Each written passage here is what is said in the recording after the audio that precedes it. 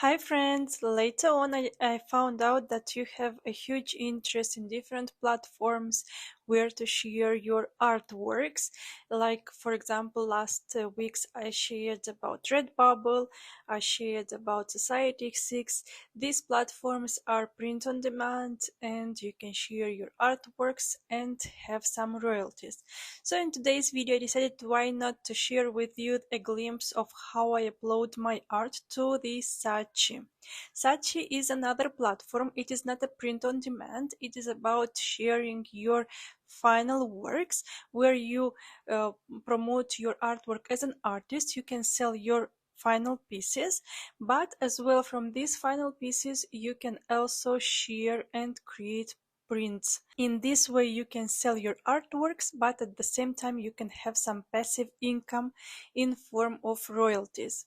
This is why in this video I will share with you step-by-step guidance on how to prepare your artworks on this platform and how to share your artworks. Stay with me to find out more. For those of you who are for the first time here, my name is Ala, I'm a sketch illustrator and watercolorist, and from 2025 I'm a digital artist too. As I mentioned, I will share with you the process of how to upload the work on the Saatchi platform, but I won't share here the process of how I prepare the work because I have a lot of works that I already prepared earlier and I just upload on all the platforms wherever I want. For example, all of the works that I do in watercolors, I take a picture of those because I have an iPhone 15 Pro. It is sufficiently for me to take a good picture of those. Previously, to have this iPhone 15 Pro, I was taking pictures with my old phone, and sometimes it was required to update some colors. For example, I was using the Adobe Lightroom to create the colors that I wanted and that are more similar to the final work. In iPhone, I don't used to do it, so I'm not using neither Adobe Lightroom. The pictures are taken automatically in a good quality, and this just make me a very easy work. Later on in Photoshop, I create this picture. I create the dimensions, the correct dimensions of it, and apart from this I take care, for example, somewhere if I don't like the colors or if I see that there are some issues that I need to uh, uh, give a touch, but I really do very small touches. I'm not a professional in Photoshop, so I really touch very small and tiny things. Once I'm happy with the size of the picture, with the colors of the pictures, and if I see that everything is all right on my side, I save this picture with 300 dpi. It is the minimum required on these platforms to have a good quality for prints. It is actually many times the platforms say that if you can have it even higher, it is better. So you can have it even 600 dpi. From my experience, if you have a higher dpi, what happens is that the size of the picture will be big enough, and the platforms are not ready to receive the huge formats of these kind of pictures. Apart from this, I also choose if I want that this print to be in RGB color or SMIC color. I was asked on my last video about this difference. So SMIC is used more in USA and all part of North and South of America, and the RGB is mostly used in Europe. Even though I sell my products with RGB in Europe and in the United States and in other countries, and there is no issue in terms of printing. People are happy with the result, so nothing to worry about. It's not the most important thing. The most important thing is the quality of your work and the quality of the picture, because this is what matters by the end for the customer. Once I have 300 dpi and RGB, I make sure that the size of the picture is not big enough. Previously, I was saving the pictures in PNG files, and the PNG files could take like 30, 40 megabytes and so on, which was a really good, big size for several platforms.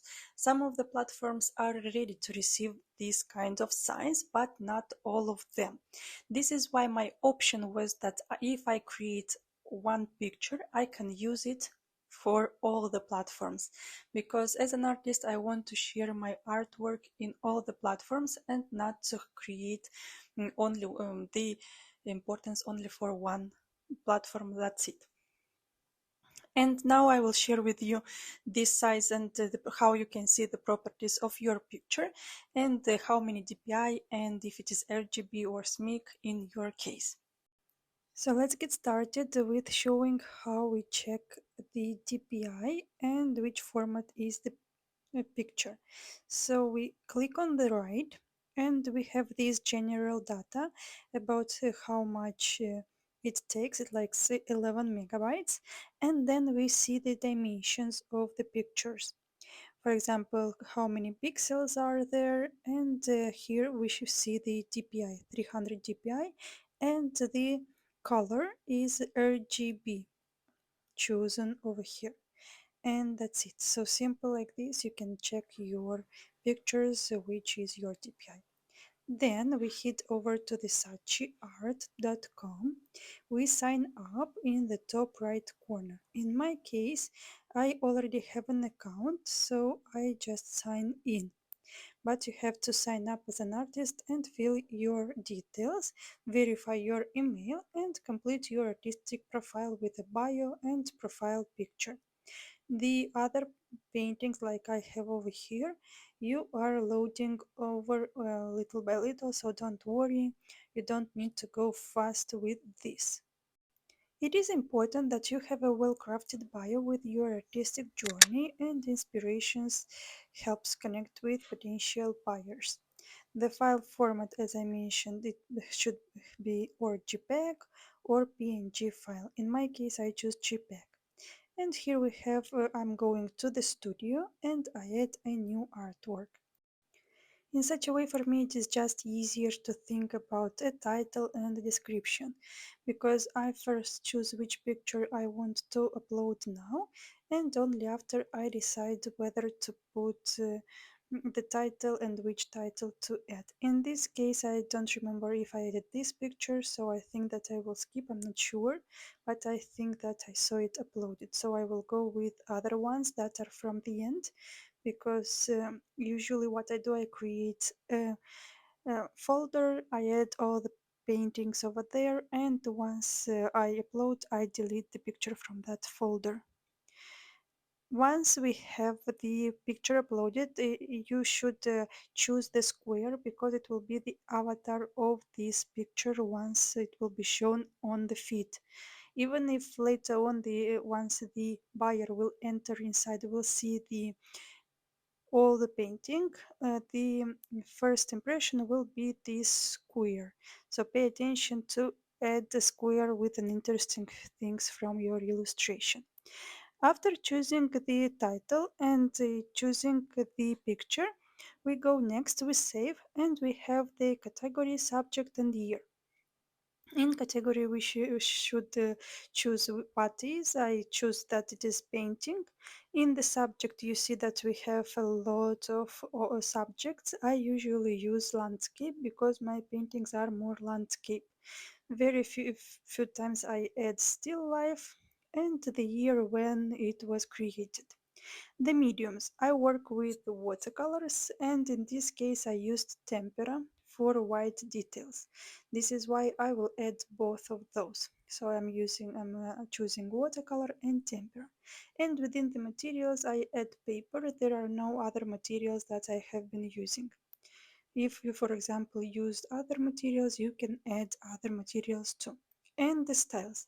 I used to add illustration always, because all the paintings are considered that are illustrations. But if you're working with digital art, you can add as digital art, or you can add whatever you wish. The dimensions. It is important that previously to add the dimensions here, you check exact dimensions of the paper of the illustration. It is not so important for the print if you want to upload the paintings only for the prints because later on you can adjust, but it is super important once you want to sell the final product. Like in my case, I will sell this piece of artwork by the end, and this is why it is important to add all the centimeters and millimeters as correct as possible. For the keywords and for the description, I use ChatGPT and it helps me to create good SEO keywords and a very nice description. I used to ask ChatGPT to help me with the three questions that are here to create a SEO correct work. Save and continue. Following with the third step, price and details. Usually the original works, I'm not leaving those for sale, but here I choose for sale just to share it with you how you can use. You will have several questions about the details, like if the artwork is prepared for handling and how will be the package that you will send the work over. Here it is important to put the correct dimensions. There also have been the shipping address. I skipped that part because there was my home address. You add the home address because from your home will be shipped this work. So this is why. And the price. The price you should put at such a price so that it is convenient for you. Because if you take it a little bit back, you will see that the commission it is what I will charge.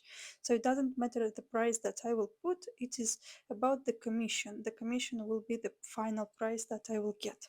And here, for example, it is the part of the prints.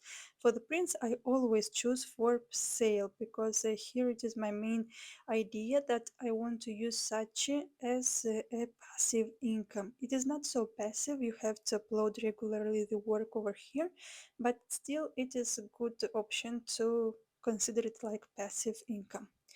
And when you choose the materials, the size and quantity and price, on the price I choose always the smallest price because in this case I assure that it is a good price for the customer. But if you see that your work are selling very well, you can increase the commission you take. I had to save because the work didn't publish it on our own, and you saw that it appeared a message. This is why I saved first and then published. And once I want to go to manage my artworks, I can see the artwork is uploaded, and that's it. It means that it will be on the site in several minutes. As you see here, it is the price. Yeah, the price is the final price, but then the commission is much lower.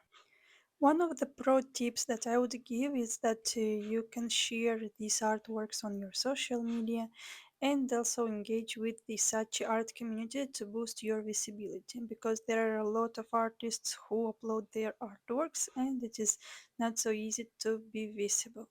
As well, one of another tips it is to research similar artists to set competitive prices and always include multiple relevant keywords.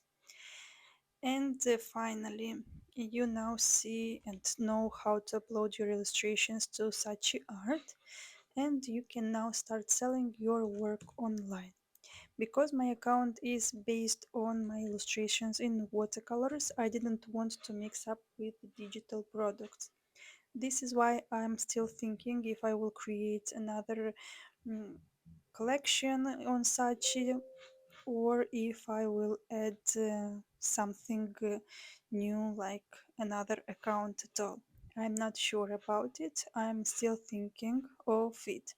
So if you have any thoughts on how it would be better to do it, you can leave your thoughts as well in the comments. And as well, if you have any questions, if you have any additional thoughts about what I have shared here, you can add your thoughts in the comments down below. If you enjoyed watching this video, don't forget to like this video, to share it with your friends, and to subscribe to my channel. It will be a very pleasant moment for me, and I will understand that you like such videos, and I will share more videos like this. Thank you for watching. Until the next time. Bye.